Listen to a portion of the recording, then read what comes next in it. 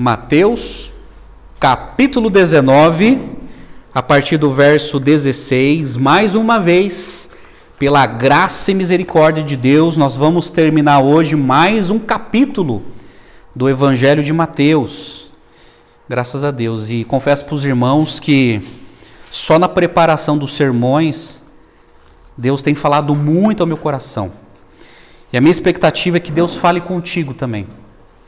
Porque o texto que vai ser tratado hoje é um texto muito conhecido, né? Que fala sobre o jovem rico. É um texto abençoador e Deus tem grandes coisas para falar conosco nessa noite. Mateus capítulo 19, a partir do verso 16. Abra sua Bíblia, deixa aberta e acompanhe comigo a leitura da Escritura. E eis que alguém, aproximando-lhe, lhe perguntou: Mestre, que farei eu de bom para alcançar a vida eterna? Respondeu-lhe Jesus: Por que me perguntas acerca do que é bom? Bom só existe um. Se queres, porém, entrar na vida, guarda os mandamentos. E ele lhe perguntou: Quais? Respondeu Jesus: Não matarás, não adulterarás, não furtarás, não dirás falso testemunho, honra teu pai e a tua mãe, e amarás o teu próximo como a ti mesmo. Replicou-lhe o jovem: Tudo isso tenho observado, que me falta ainda?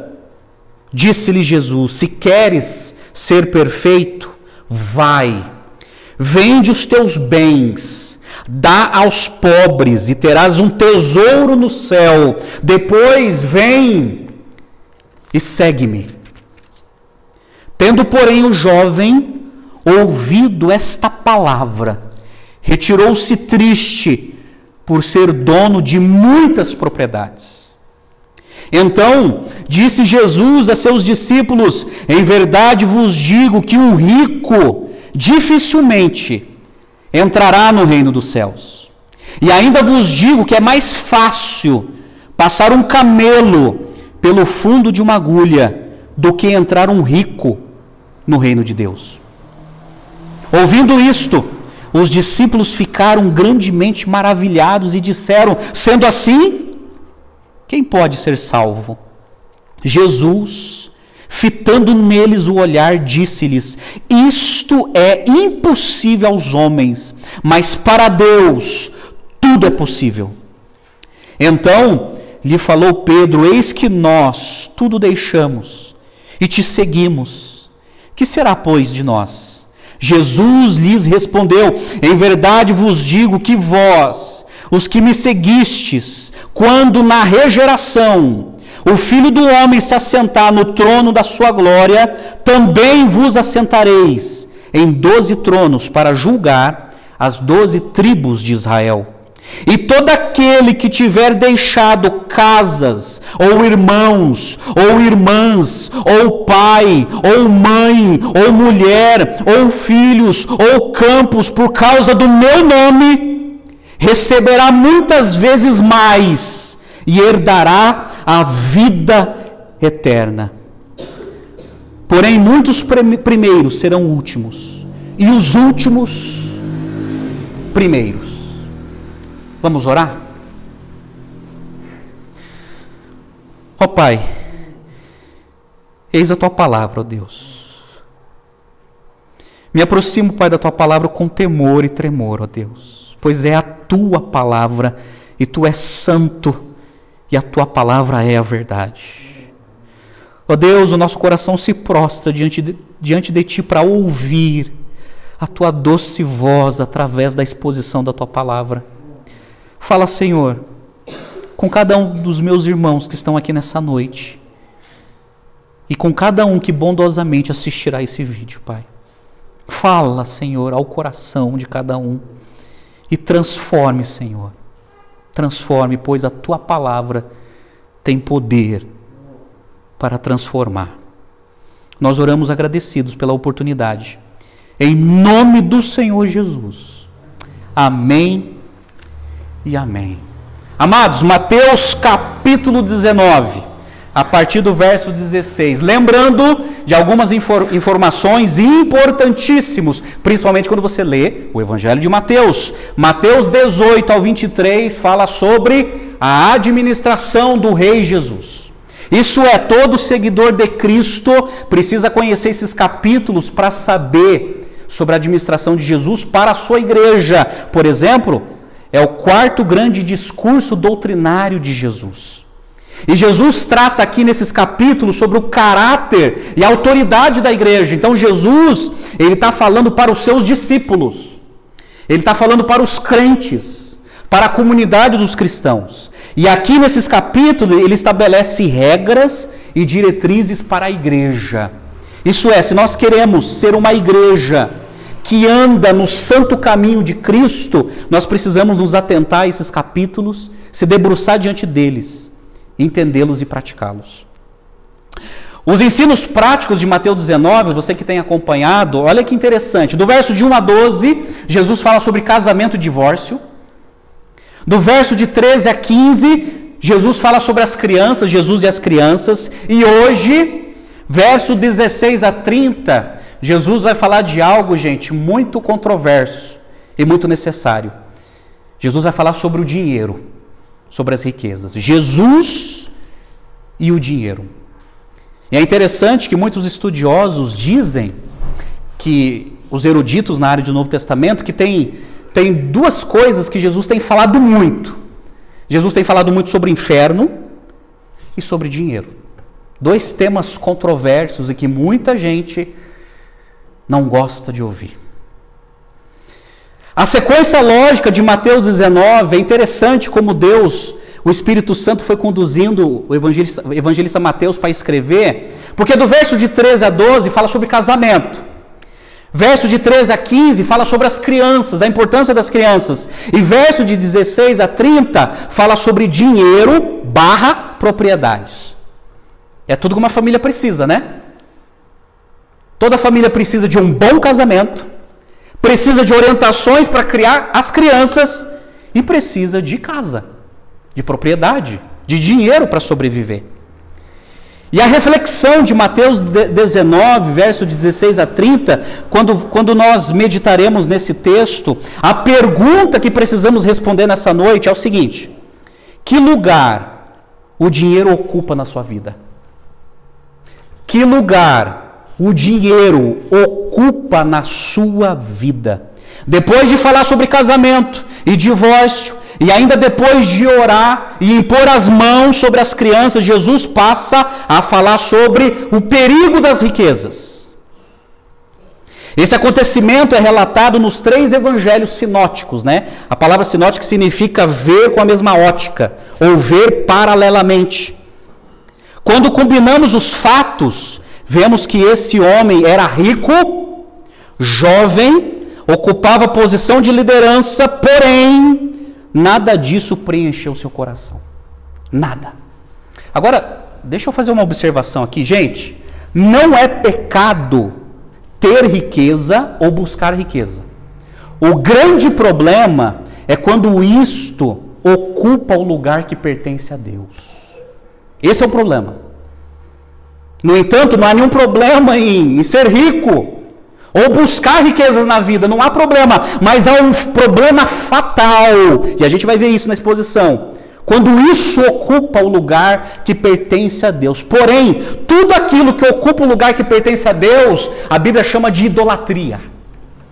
E tem muito rico idólatra, e tem muito pobre idólatra. Então, eu quero chamar sua atenção, eu quero chamar sua total atenção para a exposição do texto. Porque Deus tem algo muito importante para falar ao nosso coração. Aí no verso 16 na sua Bíblia, diz assim: e eis que alguém aproximando-se lhe perguntou: mestre, que farei eu de bom para alcançar a vida eterna? Interessante que essa palavra eis no grego é como se fosse alguém tentando chamar a atenção do outro. Olha, veja, eu tenho algo surpreendente para narrar para você, para contar para você. O texto paralelo de Marcos capítulo 10 introduz a narrativa e pondo-se Jesus a caminho. Isso é, Jesus, gente, ele estava viajando. Através de uma caravana, pois ia para Jerusalém, a fim de participar da Páscoa pela última vez. À medida que se aproximava do fim da viagem, o número de viajantes ia multiplicando. Prosseguindo, pois, na viagem, estando Jesus no grupo, eis que um homem de posição, segundo o relato de Lucas, capítulo 18, verso 18, veio correndo para falar-lhe. Antes que ele reiniciasse a viagem, alguns têm conjecturado que esse homem era membro do mais elevado tribunal judaico, o Sinédrio. E alguns dizem que ele era um comerciante bem-sucedido. Não sabemos se ele era membro do Sinédrio ou se ele era um comerciante, mas Lucas deixa bem claro no seu relato que ele era um homem de posição. Ele era um homem de prestígio social na sociedade. Somente Marcos nos fornece, gente, a orientação que esse homem de posição se aproximou de Jesus e se ajoelhou diante de Jesus. O homem certamente ouvira falar do ministério de Jesus e talvez tivesse presenciado alguns dos seus milagres e ouvido as suas instruções. Por isso, pôde sentir o poder de atração da divindade de Cristo. Esses fatores haviam convencido aquele homem de que Jesus ensinava o caminho certo para a entrada na vida eterna. Está ali, um homem de posição, um homem rico, se ajoelhando. Gente, naquela época, e creio que hoje também, era impossível um judeu se ajoelhar diante do outro judeu. Isso era coisa da Índia. Na Índia tinha esse costume, se ajoelhar diante de um guru. Mas em Israel, ninguém se prostrava ou se ajoelhava diante de um rabi ou de um rabino. E esse jovem, de maneira dramatizada, ele se ajoelha e pergunta: Senhor, mestre, o que eu farei de bom para herdar a vida eterna? Segundo o registro de Mateus, esse jovem se aproximava de Jesus e lhe faz uma pergunta extremamente pragmática. O que é pragmatismo? Pragmatismo, gente, é aquele negócio assim, é aquela pessoa que pensa assim: o que pode dar certo? O que dá resultado? Não me interessa se é verdade, eu quero saber se dá resultado.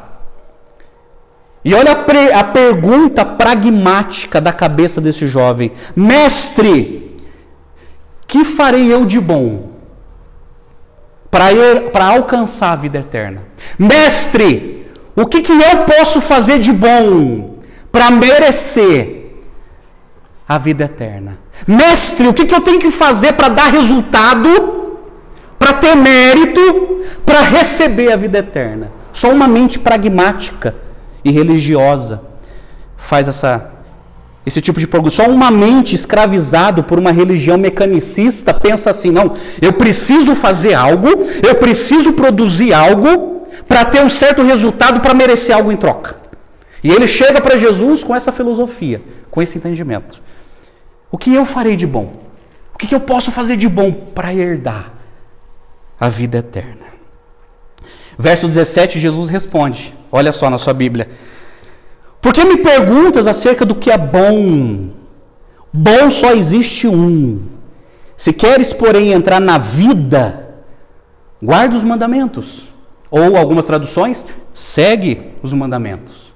Quando lemos este relato nos 3 evangelhos, Marcos, Lucas e Mateus, e especificamente a resposta de Jesus à indagação do jovem rico, encontramos algumas diferenças, mas que não entram em contradição. Olha só, se você é um leitor que procura ter cuidado na sua leitura, se você é um leitor cuidadoso, você já percebeu isso. Tanto em Mateus 19, Marcos capítulo 10 e Lucas capítulo 18, que você vê algumas informações que parece que elas se chocam, mas na verdade elas se complementam. Por exemplo, quem nos ajuda a entender isso são os comentaristas da Bíblia de Estudo de Genebra.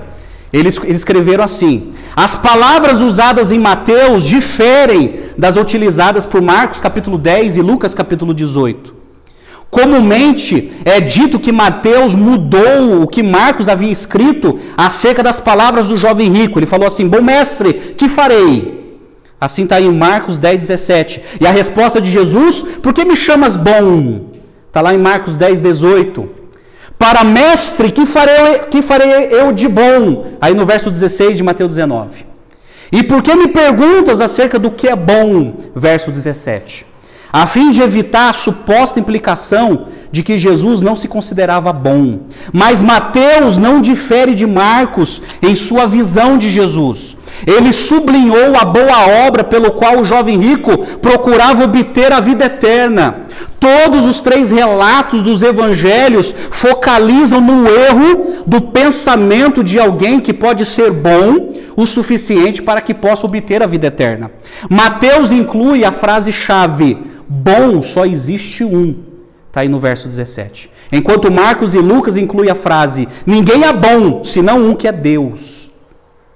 Mas todos os 3 dão a entender a impossibilidade de se obter a vida eterna por meio da própria bondade. A versão de Mateus focaliza a impossibilidade de boas obras serem o motivo para a vida eterna. Marcos e Lucas realçam a impossibilidade de ser bom o suficiente. Então aqui, gente, não existe uma contradição. É que cada evangelista está focalizando uma questão. E o grande problema que os 3 evangelistas estão atacando e colocaram nos seus registros foi o seguinte: esse homem, ele tinha o senso das boas obras. O que eu preciso fazer de bom para poder herdar a vida eterna? Então, não existe nenhuma contradição entre os relatos. Mas quando você pega os 3 relatos e cruzam eles, você começa a entender que os 3 evangelistas estão atacando o erro do pensamento do jovem rico. E nessa resposta de Jesus ao jovem rico, o nosso Senhor não está negando a sua divindade, nem está dizendo que ele não era bom.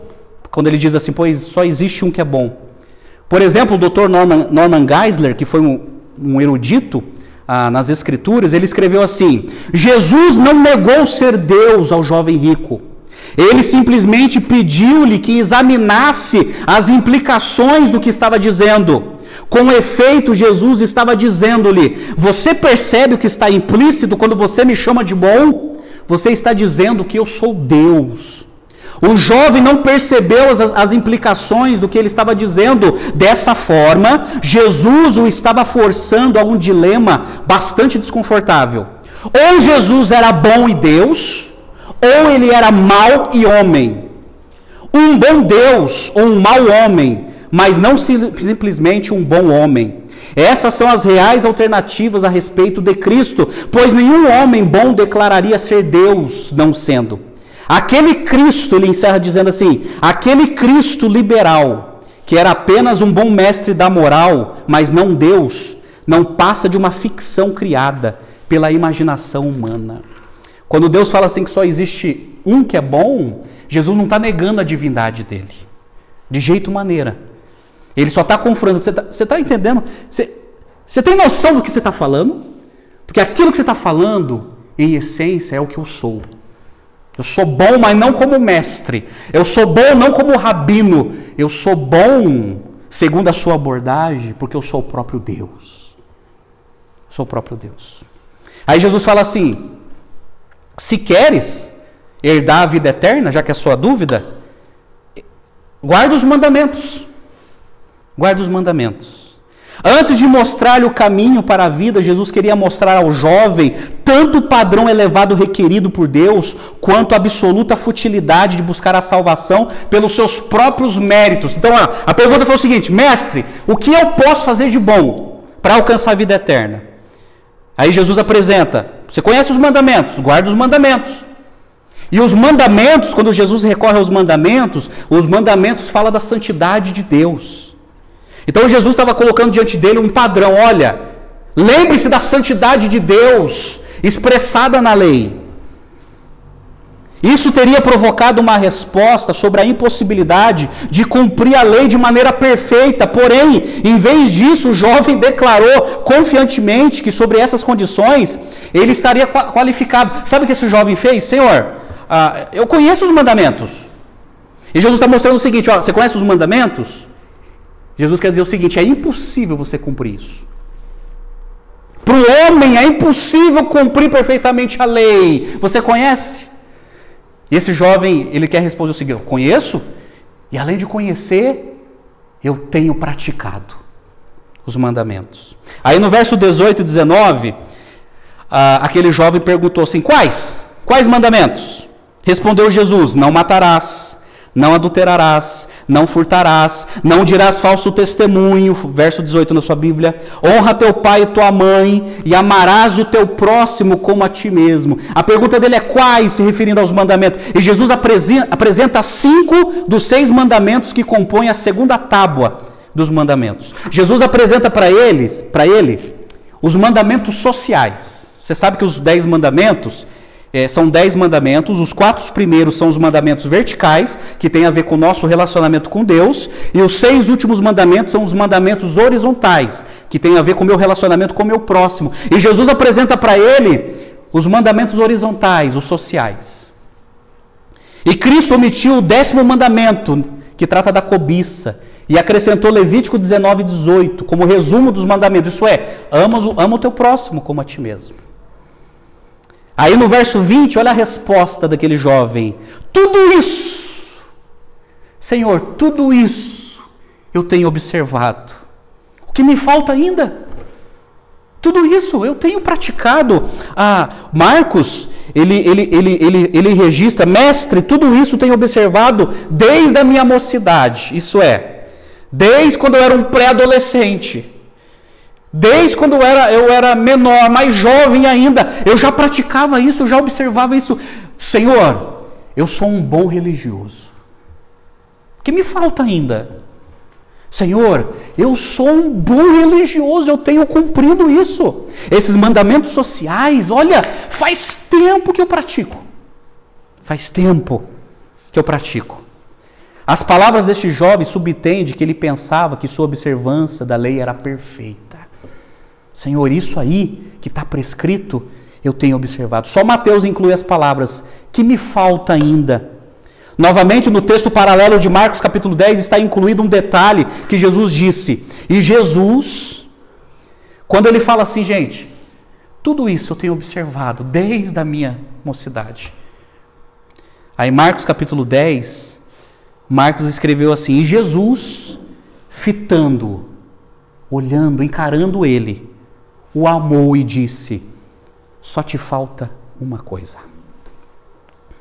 Só te falta uma coisa. Você está dizendo que é um bom religioso, conhece os mandamentos sociais, você tem praticado isso desde pequeno, mas Jesus olha no olho daquele homem, fitando, encarando. Ele olha naquele homem, o ama. Ele se compadece. Jesus vê algo que ele não estava vendo. E Jesus fala: só te falta uma coisa. Verso 21. Disse-lhe Jesus: se queres ser perfeito, vai, vende os teus bens, dá aos pobres e terás um tesouro no céu. Depois vem e segue-me. Vem! Mais uma vez, Jesus aqui não estava estabelecendo condições para a salvação, mas em vez disso, expondo a situação do coração daquele homem, daquele jovem. Depois de ouvir a afirmação do jovem, Jesus faz uma constatação que ainda lhe faltava algo muito importante e o desafia com 5 imperativos: vai, vende, dá, vem e segue-me. Sabe o que Jesus viu no coração daquele homem? Você, como bom religioso, você tem cumprido os mandamentos sociais. Mas no seu coração existe um Deus que não é o verdadeiro Deus. No seu coração existe idolatria. Você é muito bom para cumprir os mandamentos relacionais, cuidando do seu próximo. Mas em relação a Deus, te falta uma coisa. E eu vejo idolatria. Eu não vejo prioridade a Deus. Então vai, vende, dá e vem e segue-me. Não é que Jesus, gente, era contra a riqueza em si, mas Jesus viu que aquela riqueza era um obstáculo a ele a buscar a Deus com sinceridade. Jesus viu que no trono do coração daquele jovem não estava Deus, apesar da religiosidade dele, mas no coração dele estava entronizado as riquezas ocupando o lugar que pertence a Deus. E Jesus falou: te falta uma coisa. Te falta uma coisa. Vai. Vende. Interessante quando Jesus fala isso, né? Vai, vende tudo que você tem. Ele poderia dar, mas Jesus pediu para ele vender. Para ter mais dinheiro ainda, dá aos pobres, depois vem e segue-me. Jesus está aqui, gente, atingindo o nervo do coração dele, falando: olha, existe um problema. Você idolatra as coisas que você tem. As coisas que você tem. Agora lembre-se, gente, que Jesus aqui ele não está defendendo uma teologia da miséria, como foi muito praticado na época medieval, que para ser cristão você tem que largar tudo que você tem e virar um monge mendigo. Não é isso, Jesus nunca ensinou isso. É que Jesus aqui está confrontando aquilo que estava entronizado no coração desse homem. E aqui Jesus também não está ensinando que obtemos a vida eterna pela filantropia, isso é, pelas boas obras. Ah, então, calma aí. Então, é assim que faz para ter vida eterna?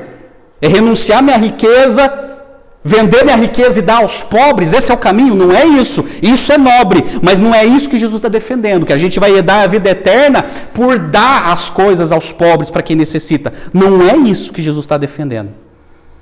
O comentarista Risby é oportuno quando diz que em parte alguma da Bíblia somos ensinados que um pecador é salvo ao vender seus bens e doá-los aos pobres. Jesus nunca disse para Nicodemos, em João capítulo 3, fazer isso.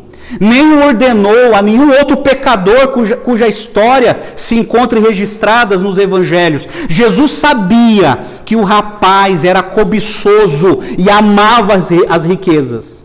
Mesmo com todas as suas qualidades tão louváveis, o jovem continuava não amando a Deus de todo o coração. Os bens eram o seu Deus, por isso foi incapaz de obedecer à ordem de Jesus. Vai, vende, dá, vem e segue-me. Ele foi incapaz de obedecer isso. Aí no verso 22, olha só. Tendo, porém, o jovem ouvido esta palavra, retirou-se triste por ser dono de muitas propriedades. Marcos capítulo 10 usa o seguinte, que usa a seguinte expressão, que esse jovem, quando ouviu isso, ele foi embora contrariado. Algumas traduções diz abatido. Ele não ficou satisfeito com a resposta de Jesus. Ele não ficou satisfeito com o ensinamento de Jesus. Não sei, talvez ele pensasse que Jesus iria bajular ele. Não, poxa, que você é um bom religioso. Desde pequeno você obedece isso? Uau, muito bem. Servo bom e fiel. Você é generoso? Você nunca matou? Nunca adulterou? Nunca difamou ninguém? E ama o seu próximo? Você está fazendo algo bom para conseguir a vida eterna? Não.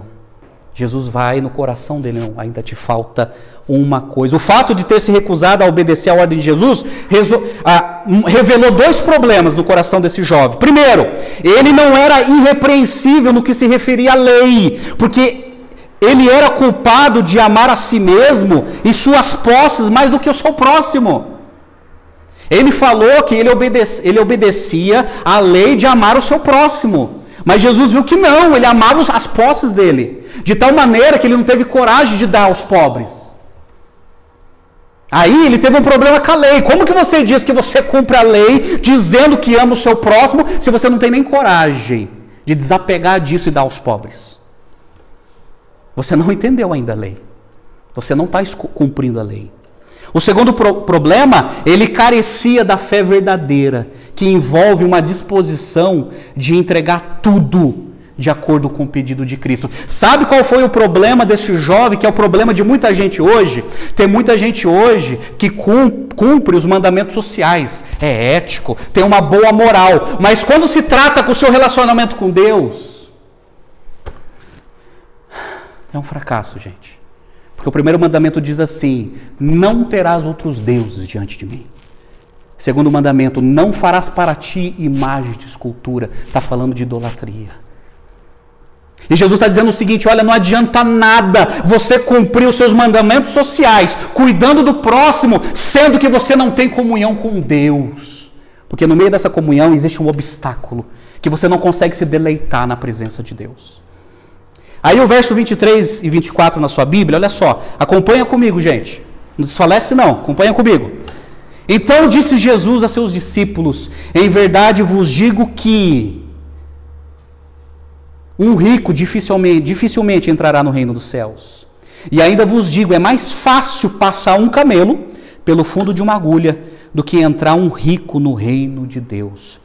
No verso 23, Jesus está se referindo àqueles que amam o dinheiro e são escravizados pelos bens materiais, a ponto de subtrair os aspectos celestiais, priorizando as coisas terrenas. As coisas terrenas. Como lembra o apóstolo Paulo em sua primeira carta a Timóteo, capítulo 6, olha só que Paulo, gente, escreveu a Timóteo. E ele escreve assim: de fato, grande fonte de lucro é a piedade com contentamento, porque nada trouxemos para o mundo, nem coisa alguma poderemos levar. Tendo sustento e com que nos vestir, estejamos contentes. Mas os que querem ficar ricos caem em tentação, em armadilhas e em muitos desejos insensatos e nocivos, que levam as pessoas a se afundar na ruína e na perdição. Porque aqui está o problema, gente, porque o amor ao dinheiro é a raiz de todos os males. E alguns, nessa cobiça, se desviaram da fé e atormentaram a si mesmos com muitas dores. Está aqui o problema. O problema não é ter o dinheiro. O problema não é ter a riqueza. O problema é o amor, é o apego, é a confiança nessas coisas. E é isso que Jesus viu no coração daquele jovem. No verso 24, Jesus usa uma hipérbole. Lembra o que é hipérbole? Lembra? Uma linguagem exagerada. Exemplo: hoje eu almocei um boi. Impossível. Ontem todo mundo estava lá em casa. Poxa, planeta Terra inteiro. Então quando Jesus ele fala sobre o camelo e o fundo de uma agulha, é uma linguagem, uma hipérbole. Jesus está usando aqui um exagero. O camelo, por que Jesus ele fala do camelo? O camelo era o maior animal de porte na Palestina. E o fundo de uma agulha era o menor orifício de um objeto familiar. Então Jesus pega o maior animal que tinha na região dele, a menor fissura, para fazer uma comparação absurda. Alguns intérpretes tentam explicar que esse fundo de agulha era uma porta da muralha de Jerusalém, era uma portiola, pelo qual um camelo só podia passar ajoelhado e sem carga. Alguns acreditam nisso. Mas isso altera o centro do ensinamento de Jesus, a impossibilidade definitiva de salvação para aquele que confia no dinheiro. Outros pensam que essa figura se refere à amarra de um navio ou um desfiladeiro estreito. A questão é o seguinte, gente, Jesus não está fazendo referência a nada disso. Jesus está falando aqui o seguinte, ele está usando dois extremos para falar o seguinte: é impossível. É impossível alguém que confia no dinheiro, que confia nas riquezas plenamente e que não confia em Deus, entrar no reino de Deus. Eu concordo, entretanto, com o Dr. A.T. Robertson, quando diz que, por meio dessa comparação, quer seja ela um provérbio oriental, quer não, Jesus deseja expressar o impossível.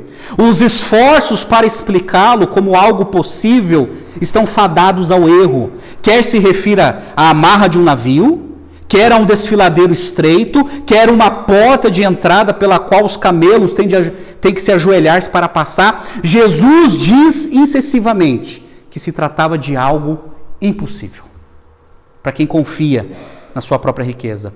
Aí o verso 25, gente, olha a reação dos discípulos. Acompanha comigo aí na sua Bíblia.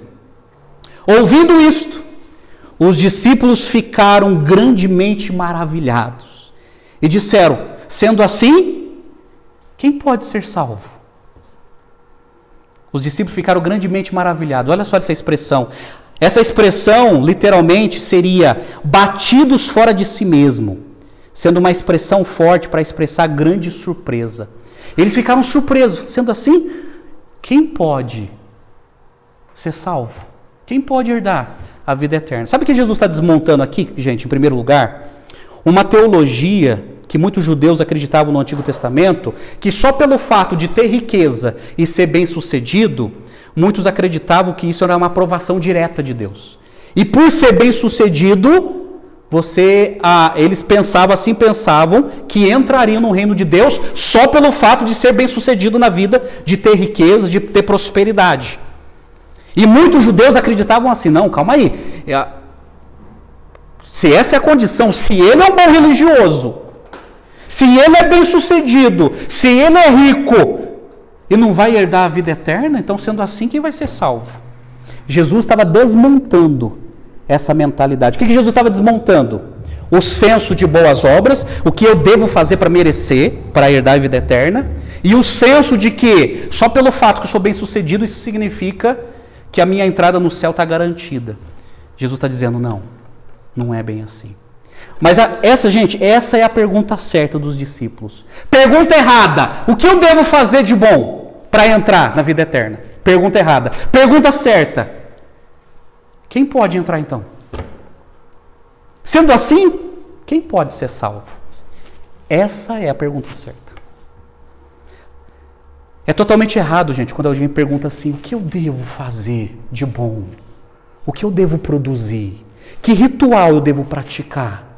O que eu devo fazer para merecer entrar no céu? O que eu devo providenciar para merecer? Pergunta errada. Isso é quem crê que é salvo pelas boas obras, que é impossível entrar no céu pelas boas obras. Pergunta certa.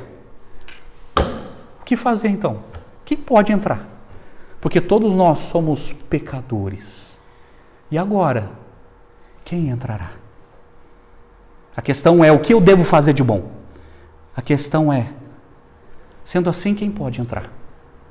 Essa é a pergunta certa. Aí, gente, verso 26, Jesus de novo. Jesus fitando, olha só essa palavra, encarando, olhando no olho deles, disse-lhes, isto é impossível aos homens, mas para Deus tudo é possível. A resposta aqui é que, embora seja impossível, do ponto de vista humano, vencer a poderosa atração que o dinheiro exerce e colocar-se na dependência total de Deus, com a ajuda de Deus, tudo é possível.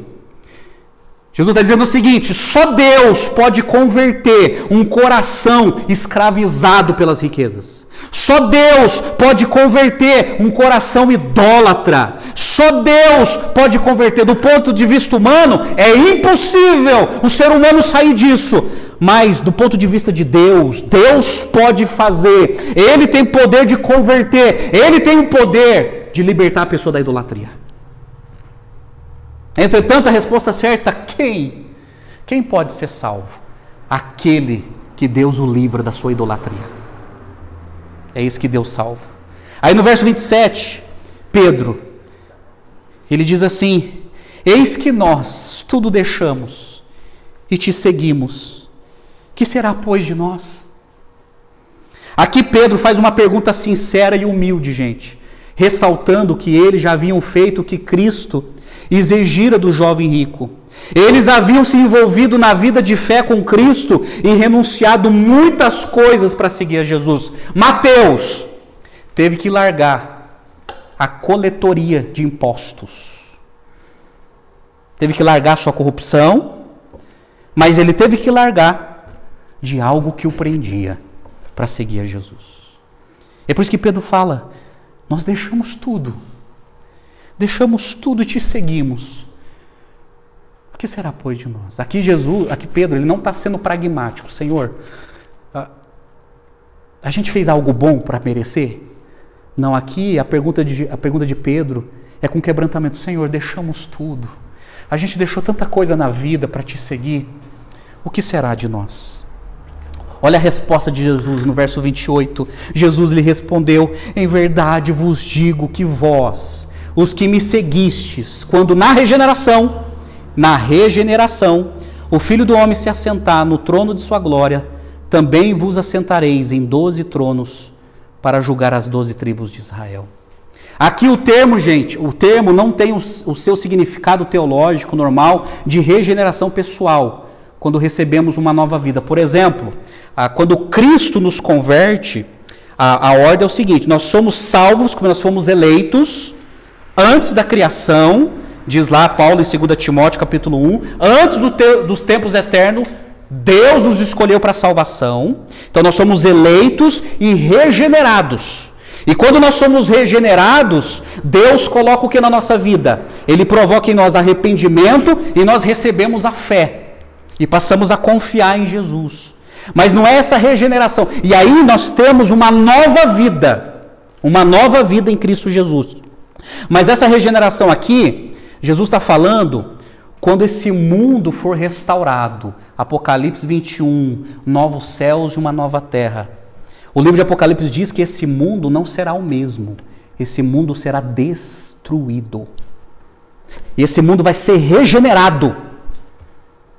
E Jesus está trazendo aqui para os discípulos uma visão escatológica, isso é, uma visão do futuro. Dizendo assim, no futuro, na regeneração de todas as coisas, na restauração de todas as coisas, vocês se assentarão comigo e vão julgar comigo.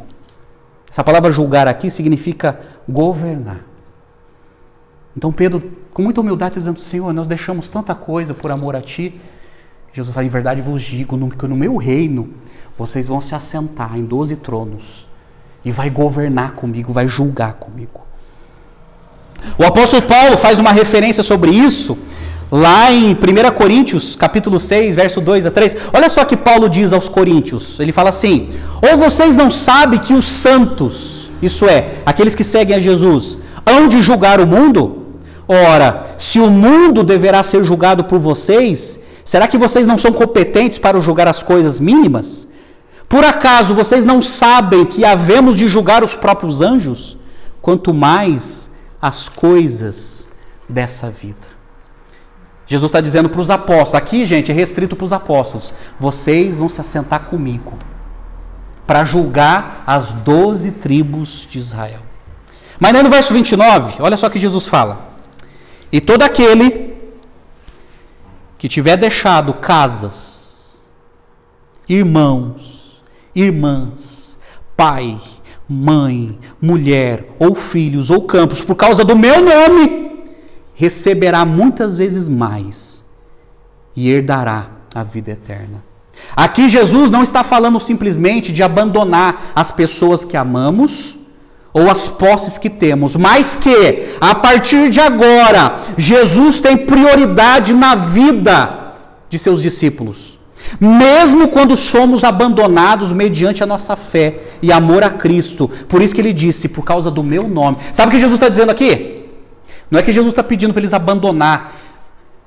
Quem toma a decisão de seguir Jesus, não é que Jesus está falando abandone família, abandone casamento, abandone os filhos. Não é isso. Sabe o que Jesus está falando? A partir de agora, que vocês querem ser meus discípulos, eu sou prioridade na vida de vocês. Todos aqueles que deixaram, em qual sentido? Todos aqueles que me amam, mais do que ama a sua mãe, mais do que o seu pai, mais do que a sua esposa, mais do que os seus filhos, mais do que os seus bens, esse receberá muitas vezes mais. Aqui Jesus não está falando de abandono, ele está falando de nível de prioridade. Jesus está dizendo: você quer me seguir? A partir de hoje eu sou o número 1 na sua vida. A partir de hoje você precisa me amar mais do que você ama sua mãe, seu pai, seu cônjuge, seus filhos. Não está falando de abandono, está falando de prioridade. Por causa do meu nome. Por causa do meu nome. No registro paralelo de Marcos 10, o evangelista, olha só que Marcos coloca. Ele fala assim, por amor, Jesus falando, por amor de mim e por amor do evangelho. E Lucas capítulo 18 diz assim, por causa do reino de Deus, receberá muitas vezes mais e herdará a vida eterna. Aqui Jesus afirma que haverá recompensa, além de herdar a vida eterna. Agora olha só, no texto paralelo de Marcos 10, Marcos escreveu assim, que não receba já no presente 100 vezes mais casas, irmãos, irmãs, mães e filhos e campos, com perseguições, e no mundo por vir receberá a vida eterna. Sabe o que Marcos colocou que Mateus não colocou? Vocês que deixaram tudo para seguir a Jesus, vocês receberão agora 100 vezes mais. Casa, irmãos, irmãs, presentes, mas com perseguição. Agora presta atenção, tome cuidado com a má interpretação. Os falsos profetas da teologia de prosperidade adoram usar esse texto para dizer assim, tá vendo? Siga Jesus que você vai receber 100 vezes mais. Você vai ficar milionário. Não é isso que Jesus está dizendo. Sabe o que Jesus está dizendo aqui? Principalmente quando Marcos coloca aqui com perseguições, você vai receber mais, mas com perseguições. Jesus está falando o seguinte, olha, vocês que deixaram tudo para me seguir, vocês vão sofrer perseguições. Vocês vão ser abandonados pelos seus. A sua própria família vai se levantar como inimigo contra você. Você vai perder o carinho da sua família, o amor da sua família. Talvez você vai até perder posses, como está acontecendo com alguns crentes no mundo. Mas você vai receber 100 vezes mais. Aqui no presente. Sabe que Jesus está se referindo? A família de Deus. A igreja. Como acontece com alguns muçulmanos, gente, que se converte à fé cristã. Muitos deles perdem até o carinho da mãe e do pai. Muitos deles são deserdados, perdem tudo. Além do carinho da família, perdem as posses. Mas eu já vi vários comentários de muitos deles, quando vai para a igreja, eles dizem assim, olha, eu perdi tudo por Cristo, mas Deus me deu vocês.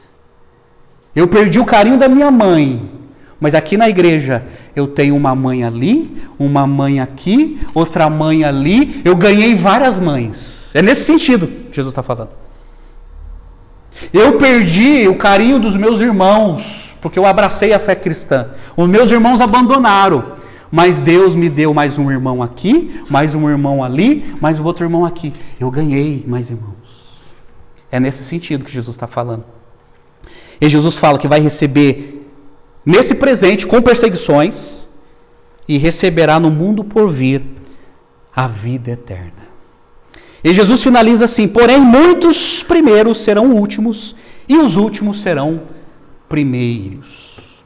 Aí não tem como eu explicar isso aqui, porque eu só vou conseguir explicar isso aqui quando eu expor para vocês a parábola de Mateus capítulo 20. A parábola dos trabalhadores na vinha, que Jesus começa com essa afirmação e termina com essa afirmação. Então isso aqui só vai fazer sentido quando a parábola for exposto. Essa é a exposição do texto, gente. Deu para entender? Captou a mensagem? A aplicação. 4 lições eu quero destacar aqui e presta atenção que tudo isso tem a ver com a gente, com a nossa vida. Quero destacar 3 lições, 3 em relação ao jovem rico e uma em relação aos discípulos. Primeiro, rico porém insatisfeito, como foi o caso desse homem aqui. Destacamos várias qualidades excelentes desse jovem. Olha só, ele era rico, ele era proeminente, ele era ético, ele se preocupava com a sua religiosidade, ele era reverente. Entretanto, todos os atributos que listamos aqui não puderam preencher o vazio do coração dele. Rico, porém insatisfeito. Por exemplo, no verso 20 de Mateus 19 diz que ele era jovem. Isso é, ele estava em pleno vigor. E a maioria dos jovens, nem todos infelizmente, mas a maioria dos jovens tem sonhos, tem vigor, tem determinação. Esse jovem tinha tudo isso, mas era vazio. Lucas 18, 23 diz que ele era riquíssimo. Ele era riquíssimo, não sabemos se ele era rico por causa do trabalho ou por causa da herança dos pais. Mas ele era riquíssimo, porém vazio. Lucas 18, 18 diz que ele era proeminente, ele tinha uma posição, ele era conhecido na sociedade e vazio. Verso 20 de Mateus 19 diz que o seguinte, que ele era virtuoso. Ele fala para Jesus, tudo isso eu tenho observado. Ele tinha virtude. Gente, esse jovem era o genro que toda sogra queria ter. Pensa, jovem, rico, de posição, virtuoso. Mas olha só, no verso 20 de Mateus 19, ele era insatisfeito com a sua vida espiritual. Por isso que ele fala para Jesus, que me falta ainda? Sabe, eu tenho tanta coisa boa na minha vida, mas me falta algo. Me falta algo. De novo, o comentarista Robertson diz que esse jovem sofria de um paradoxo psicológico. Ele não se achava em falta em relação ao cumprimento de todos esses mandatos. Mesmo assim, sua consciência estava intranquila. Jesus citou o que ele não tinha. O jovem pensava na bondade em termos de quantidade, isso é, uma série de atos, e não em termos de qualidades, isso é, sobre a natureza de Deus. Ele tinha um vazio existencial. Olha, eu tenho tudo, porém eu sou insatisfeito. O que me falta ainda? O que me falta, mestre? Ele era uma pessoa sedenta por salvação, porque ele fala assim, mestre, o que farei de bom para herdar a vida eterna? Ele não era um jovem materialista no sentido assim, morreu, acabou.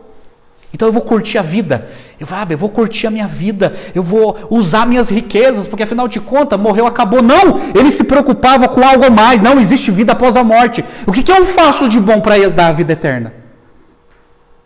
Ele era sedento por salvação.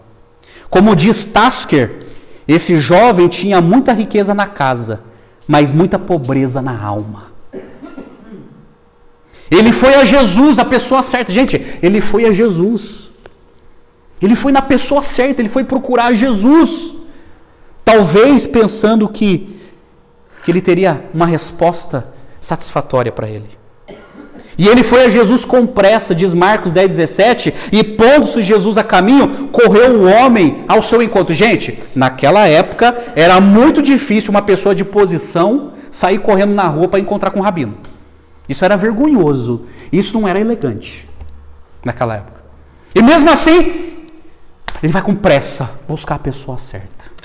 Tudo isso para dizer o seguinte, rico, porém, insatisfeito. Ele foi a Jesus de forma reverente, ele de uma maneira dramatizada, ele se ajoelha diante de Jesus.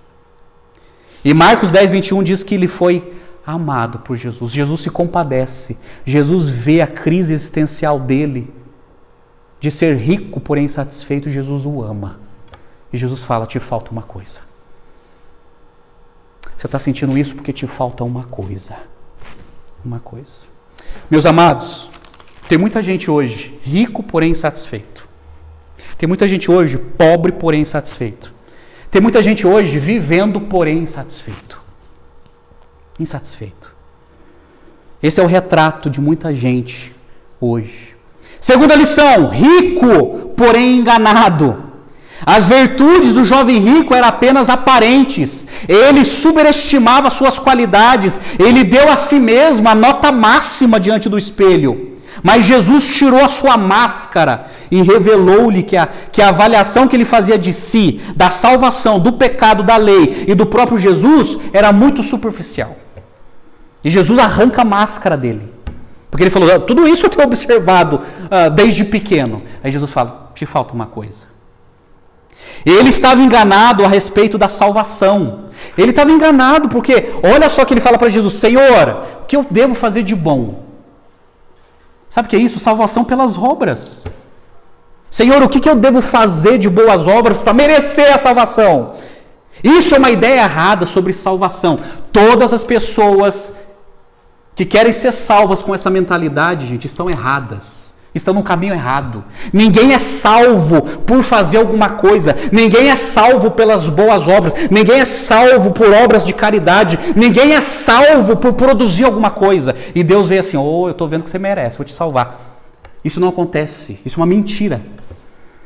Então, ele é rico, porém enganado. Ele tem uma mentalidade falsa em relação a isso. Ele estava enganado a respeito de si mesmo. Ele não tinha consciência de quão pecador ele era. Isso é, olha, Senhor, eu tenho observado esses mandamentos, mas Jesus viu no coração dele que ele estava quebrando o maior mandamento, não terás outros deuses diante de mim. E o Deus dele era o dinheiro. Ele esqueceu que está escrito em Isaías 64:6, que diz assim, todos somos como um imundo, e todas as nossas justiças como trapo de imundícia. Sabe o que Isaías está dizendo? Tudo aquilo que a gente tenta fazer de bom para Deus, para merecer algo, não passa de trapo de imundícia. Trapo de imundícia era um pano que era usado para duas coisas. Para estancar o pulso dos leprosos e para estancar a menstruação das mulheres naquela época. E Deus está dizendo, as suas obras para mim não passam de absorvente usado. Na linguagem de hoje. Jesus está dizendo, suas boas obras não é suficiente para te salvar. Você tem a mentalidade, você está enganado. E, gente, quantas pessoas hoje estão enganadas, pensando que serão salvos porque estão fazendo. Não, pastor, eu vou para o céu porque eu estou fazendo. Você está vendo meu esforço? Eu estou fazendo, eu estou produzindo, eu estou doando, eu sou caridoso, sabe, eu sou religioso. E Deus está dizendo, isso para mim não passa de trapo de imundícia. Você está enganado. Ninguém vai para o céu por aquilo que faz. Ninguém vai para o céu. Por isso que Jesus fala, olha nele e fala assim, te falta uma coisa. O pastor John MacArthur tem razão em dizer que não se pode ir a Jesus Cristo, olha só, presta atenção, não se pode ir a Jesus Cristo pedindo salvação tão somente com base em carências psicológicas, ansiedade, falta de paz, sensação de desespero, falta de alegria ou desejo de ser feliz. A salvação é para aqueles que odeiam o seu pecado e desejam dar as costas para as coisas dessa vida, e para pessoas que compreendem que têm vivido em rebeldia contra Deus, que é santo, e para aqueles que querem dar meia volta e viver para a glória de Deus. Isso sim é conversão. A gente não vai para Deus porque a gente está mal, a gente não vai a Deus porque, olha, eu tô querendo me sentir bem, sabe, eu estou querendo me sentir bem. Não, eu vou a Deus porque eu sou pecador, eu mereço a condenação, eu quero clamar por misericórdia, eu preciso de salvação. Eu não vou buscar a Deus para ter bem-estar na minha vida. Muitos hoje estão buscando a Deus para ter bem-estar. Bem-estar.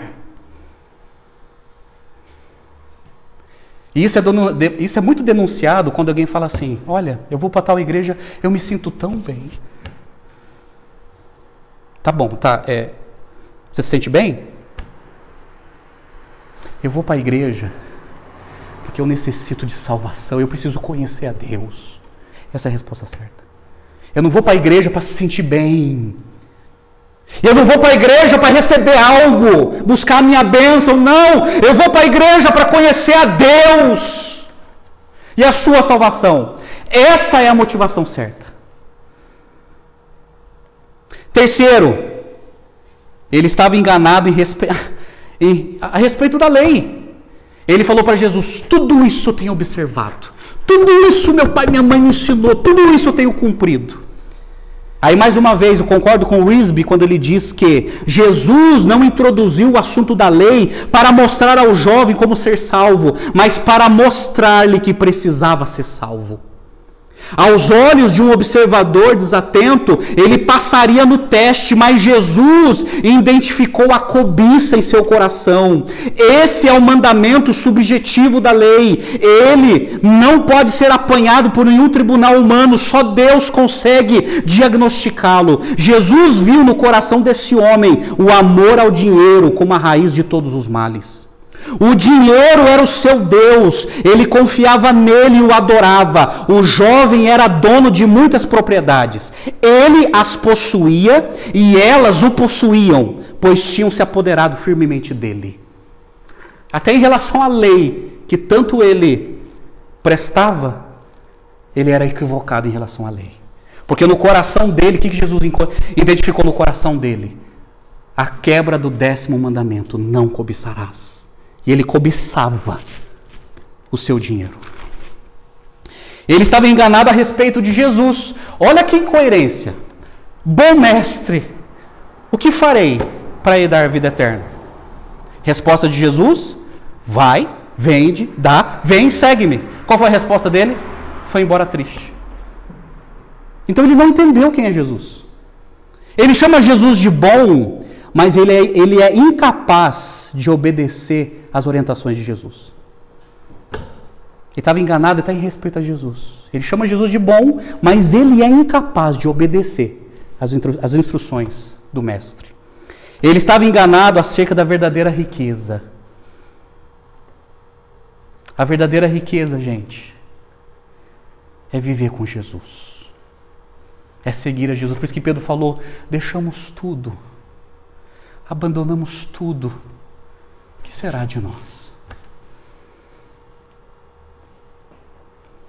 Terceiro, rico, porém perdido. Ele era rico, porém insatisfeito? Rico, porém enganado?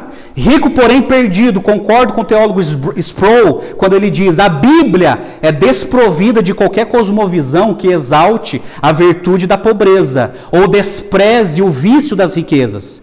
A pobreza não é virtude, nem a riqueza é pecado. O problema não é a riqueza, mas a autossuficiência. O problema não é ter dinheiro, mas o dinheiro nos possui. O problema não é a riqueza, mas a riqueza como substituto de Deus. Esse é o problema, gente. É por isso, como eu falei, que tem muito rico idólatra e muito pobre idólatra. Pobre que nós que muitas vezes passamos a vida inteira para comprar uma casa, a vida inteira para comprar um carro, mas muitas vezes isso substitui o lugar que pertence a Deus. Idolatria. Está pecando como um milionário que adora o dinheiro da mesma maneira.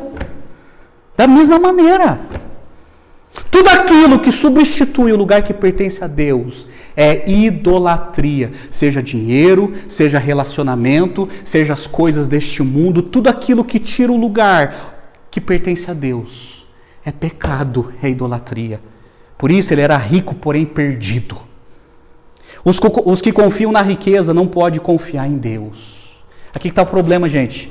Os que confiam na riqueza, no dinheiro, não conseguem confiar em Deus. Certa vez escreveram assim: o dinheiro é um bom servo, mas um péssimo patrão. O dinheiro é um bom servo, mas um péssimo patrão.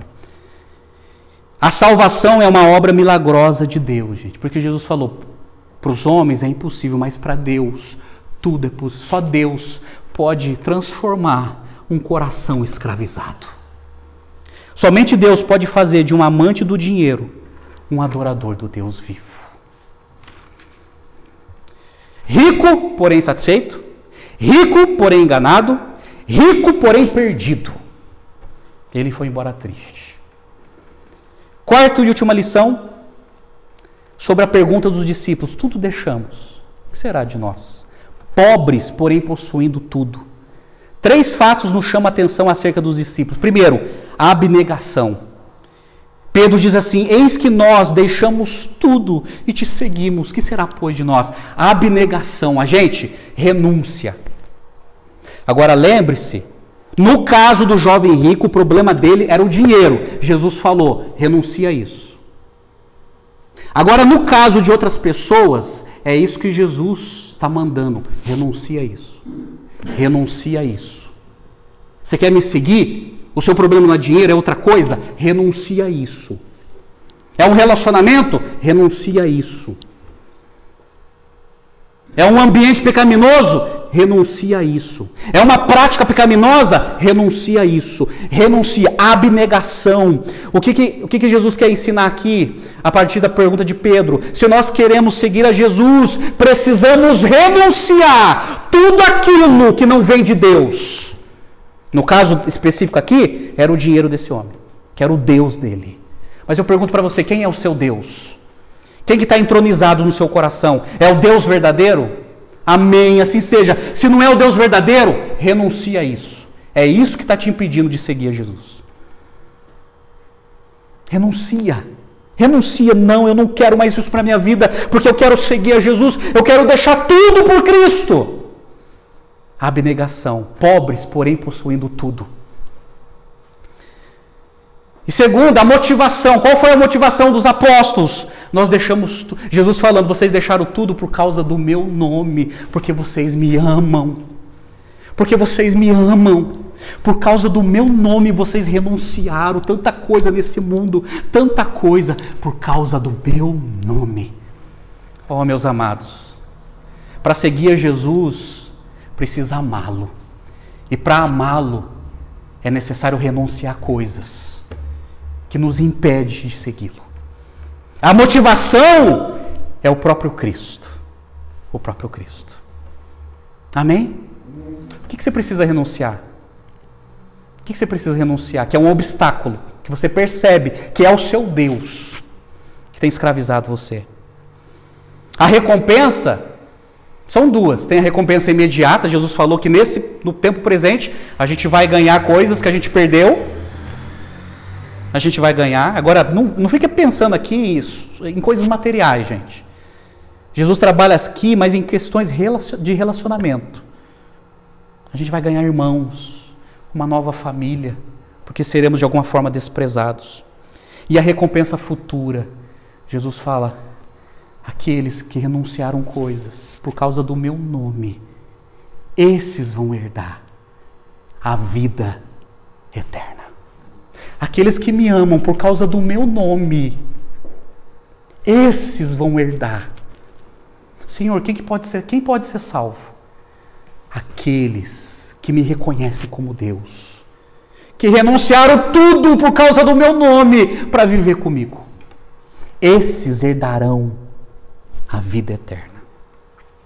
Amados, eu termino com um texto do pastor Hernandes Dias Lopes. Olha só o que ele escreve sobre esse jovem rico. E a minha oração que isso não esteja acontecendo com você. Diz assim: o dinheiro é o ídolo que tem o maior número de adoradores neste mundo. Pessoas se casam, divorciam, matam e morrem pelo dinheiro. No Sermão do Monte, Jesus diz que não podemos servir a Deus e as riquezas ao mesmo tempo. Mateus 6, 24. Olha que interessante, de todas as pessoas que vieram a Cristo, esse homem é o único que saiu pior do que chegou. Ele foi amado por Jesus, mas mesmo assim desperdiçou a maior oportunidade da sua vida. A despeito do fato de ter vindo a pessoa certa, de ter abordado o tema certo, de ter recebido a resposta certa, ele tomou a decisão errada. Ele amou mais o dinheiro que a Deus, mais a terra do que o céu, mais os prazeres transitórios dessa vida do que a salvação da sua alma. A pergunta que eu te faço é: como que você vai sair dessa igreja hoje? Você vai sair daqui salvo? Ou você vai sair daqui da porta dessa igreja igual esse jovem, contrariado, triste? Afinal de contas, não era isso que eu queria ouvir, pastor. Não era isso. Eu saí da minha casa para ouvir uma palavra de vitória, de bênção. Você vai sair daqui como? Salvo. Você vai sair daqui fazendo a pergunta certa ou a pergunta errada? Pergunta errada. O que eu devo fazer de bom para merecer a vida eterna? Pergunta errada. Pergunta certa: quem pode ser salvo então? Resposta de Jesus: aquele que se arrepende dos seus pecados, aqueles que confiam em mim, aquilo que eu fiz na cruz, aqueles que renunciam tudo por causa do meu nome para me seguir, esses herdarão a vida eterna. Eu não sou salvo por aquilo que eu faço, eu sou salvo por aquilo que eu creio. O que eu creio? Eu deixo de confiar em mim, na minha religiosidade, na minha ética, na minha moralidade, que é trapo de imundícia, e eu passo a confiar em alguém que fez algo tão importante por mim. Ele morreu na cruz por mim, para me dar a vida eterna. Essa é a motivação certa. Essa é a resposta certa. Essa é a atitude certa. Se não for isso, você vai sair daqui triste e contrariado. Triste e contrariado. Eu pergunto para você, como que está a sua vida? Você viu no texto sagrado que não adianta ser religioso. Tem muito religioso, mas perdido, porque tem uma mente pragmática. O que eu devo fazer? Qual ritual fazer para merecer a salvação? Estão perdidos. Não adianta ter uma boa ética. Olha, eu nunca matei, nunca adulterei, nunca caluniei ninguém, então eu acho que eu vou para o céu por causa disso. Engano. Tem muita gente que pensa que vai para o céu porque nunca cometeu um crime. Isso é um engano. Tem muita gente que é idólatra, sabe por quê? Porque adora a si mesmo. É egolatria. A pessoa não se dobra diante de uma imagem, a pessoa não ama o dinheiro, mas ama a si mesmo. Louvado seja eu, glorificado seja o meu nome. Eu sou tão bom que eu acho que Deus já separou um lugar para mim no céu. Está enganado. Tem gente que é adorador de si mesmo. E Jesus está dizendo, isso é motivação errada, pensamento errado. Ninguém consegue fazer algo bom para merecer a vida eterna. Para entrar na vida, tem que se renunciar. Tem que se abandonar. Aquilo que eu amo, eu preciso deixar para amar a Cristo. Muito mais. Amém, gente? Amém. Pense nisso. Entenda isso. Porque esse jovem, ele deu as costas para Jesus e foi embora, triste, contrariado. E perdeu a oportunidade da vida dele de seguir a Jesus. Oh, que Deus tenha misericórdia de nós. Que Deus tenha misericórdia de nós. Que nessa noite você saia dessa igreja entendendo isso. Que vale a pena seguir a Jesus. Vale a pena seguir a Jesus. Amém? Vamos orar? Pai amado, muito obrigado pela Tua palavra, Senhor. Oh Deus, a Tua palavra não é vazia. Que possa produzir temor no coração dos meus irmãos, oh Deus. Oh Deus, livra-nos da idolatria, dos falsos deuses. Aquilo que é entronizado no coração humano, que engana, que deixa fatalmente perdido. Ó Deus, tem misericórdia de nós. Nós queremos Te amar, Senhor, sobre todas as coisas. Ajuda-nos, ó Deus. Ajuda-nos, pois o que nós mais queremos é entrar na vida eterna. Não por aquilo que fazemos, mas principalmente por aquilo que Tu és. Deus misericordioso, que veio ao nosso encontro, que morreu na cruz pela nossa culpa, pelos nossos pecados, para nos perdoar e para nos salvar. Obrigado, Senhor, louvado seja o Teu excelso e bendito nome. Nós oramos e Te agradecemos, mesmo sem merecer, Te agradecemos pelo Teu amor incondicional. Agradecemos em nome do Senhor Jesus. Amém e amém.